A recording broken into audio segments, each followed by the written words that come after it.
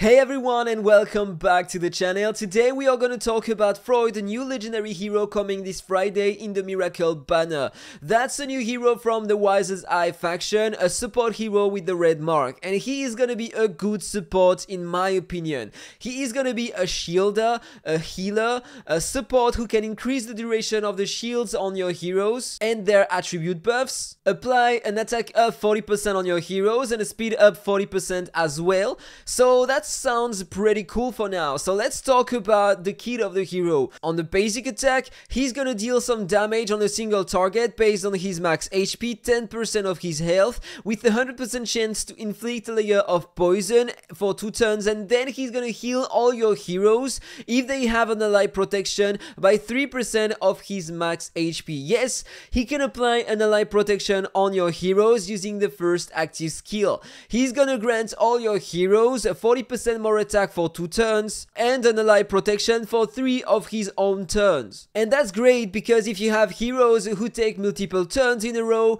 they are not gonna lose the ally protection. So I love that system. He's gonna reduce the damage taken by all your heroes by 4% when they have the ally protection, and he's gonna tank 35% of the damage taken by these heroes. The cooldown of that skill cannot be increased or refreshed, so that's pretty cool for PvP if you have heroes in front who can increase the cooldown of that skill. So you are still gonna be able to use that and protect your heroes. When you have a look at the passive, it seems like all the recent heroes have the same kind of stats increase passively. That hero is gonna have 1% more max HP and resistance based on his initial healing effect. Up to 24% of his max HP and resistance can be increased, and he can self-revive 1 time per wave. It can give you an advantage in both PvE and PvP, because remember that he's gonna tank some damage for your heroes, and so if he dies, if he revives 1 time, it can be game changer. And after reviving, he's gonna restore 20% of his max health. On the ultimate, he's gonna refresh the duration of the shields and attribute buffs of all your heroes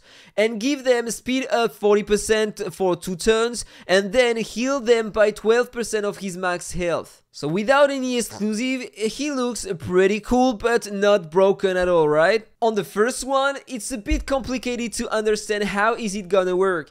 With the ally protection, instead of 35%, he's gonna tank 50% of the damage taken by your heroes, but 30% of these 50% of damage are gonna be delayed at the end of his turn. So it's a good way to survive longer with your team. Imagine taking a ton of damage on the first turn, but you have the ally protection on your heroes. He's gonna tank 20% of the damage taken, and all your heroes are gonna take only 50% of the damage, minus the 4% damage reduction. And that guy is gonna have to tank only 20% until the end of his next turn. So he's gonna survive longer. But there is something that I don't understand. It says that it also reduces the delayed settlement of damage taken by 10%. Does that mean that he's gonna tank 50% of the damage taken by your heroes with 30% damage delayed, and on these 30%, 10% are gonna be reduced? That's a bit hard to understand, but I think that it's gonna work that way. The second exclusive is also hard to understand, but it looks pretty strong. He is gonna cast the first active skill at the beginning of every wave. So in fact, directly at the beginning, all your heroes are gonna have the attack 40% buff